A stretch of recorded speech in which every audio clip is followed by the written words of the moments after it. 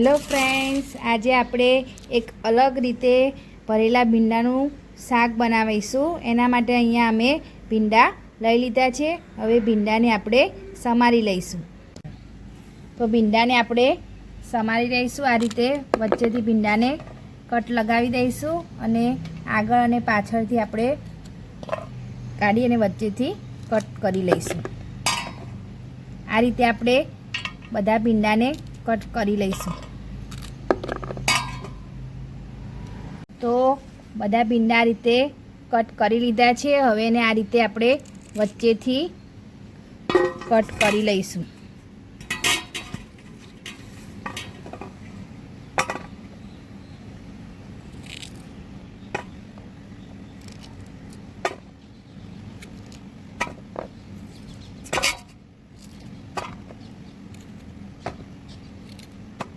તો આ રીતે આપણે બધા ભીંડાને કટ કરી લઈશું।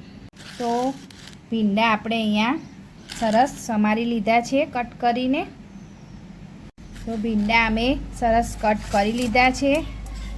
અહીંયા અમે થોડા ભીંડાનું આપણે સિમ્પલ શાક બનાવવાનું છે અને થોડા ભીંડાનું અહીંયા અમે ભરેલા ભીંડાનું શાક આપણે બનાવીશું। તો હવે આપણે ભીંડાને સૌપ્રથમ ફ્રાય કરવાના છે। તો એના ભીંડા ફ્રાય કરવા માટે આપણે અહીંયા 2 ટેબલસ્પૂન જેટલું તેલ લઈશું। ગેસ ઓન કરી દીધો છે આપણે અને તેલને ગરમ કરવા મૂકી દઈશું।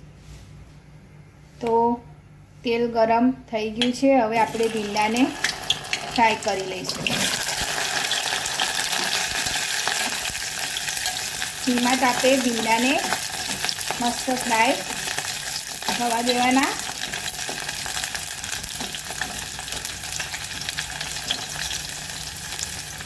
આ રીતે વચ્ચે વચ્ચે હલાવતા રહેવાનું।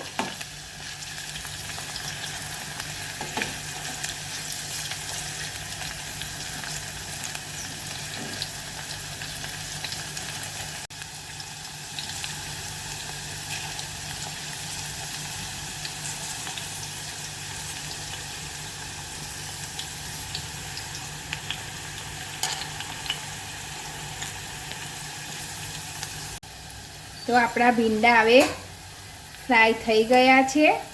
આપણે ગેસ ઓફ કરી દઈશું।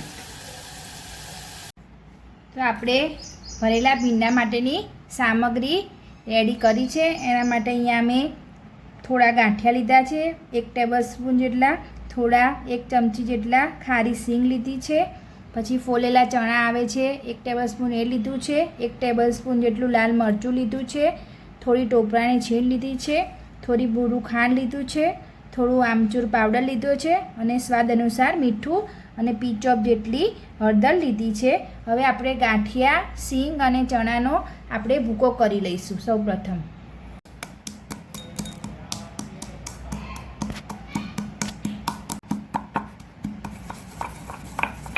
પહેલાં સિંગ ચણા એડ કરીને ભૂકો કર્યો।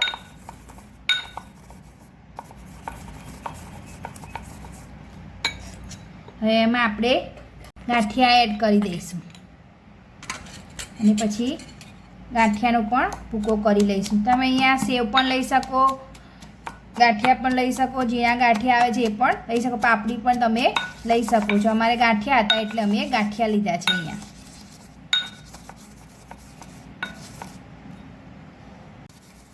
અને ગાંઠિયા સેવ કે પાપડી ના હોય તો અહીંયા આપણે ચણાનો શેકેલો લોટ પણ લઈ શકીએ છીએ।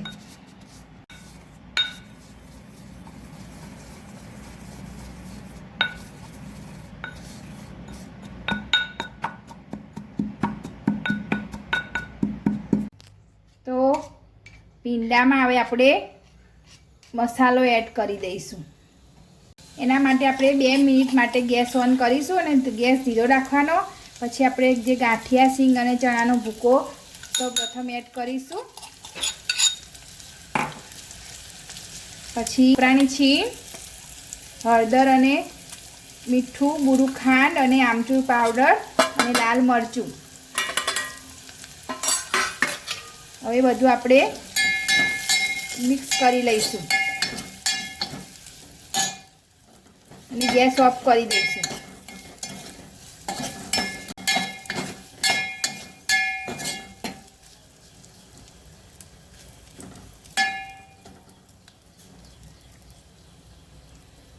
તો આપણા અહીંયા મસ્ત ભરેલા ભીંડા રેડી થઈ ગયા છે. એને આપણે હવે સર્વ કરીશું.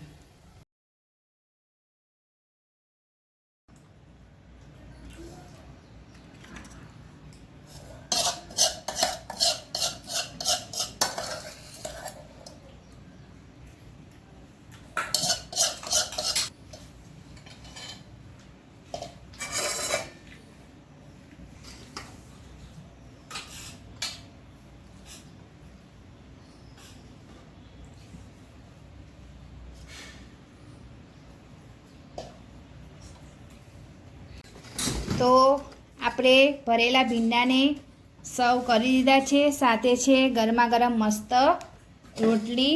તો તમે પણ આ રીતથી એકવાર જરૂરથી ભરેલા ભીંડાનું શાક બનાવજો. બહુ ટેસ્ટી અને મસ્ત બને છે. તો તમને મારી રેસીપી કેવી લાગી તમને કોમેન્ટ બોક્સમાં જરૂરથી બતાવજો. અમારી ચેનલ લાઇક કરજો, શેર કરજો, સબસ્ક્રાઈબ કરજો.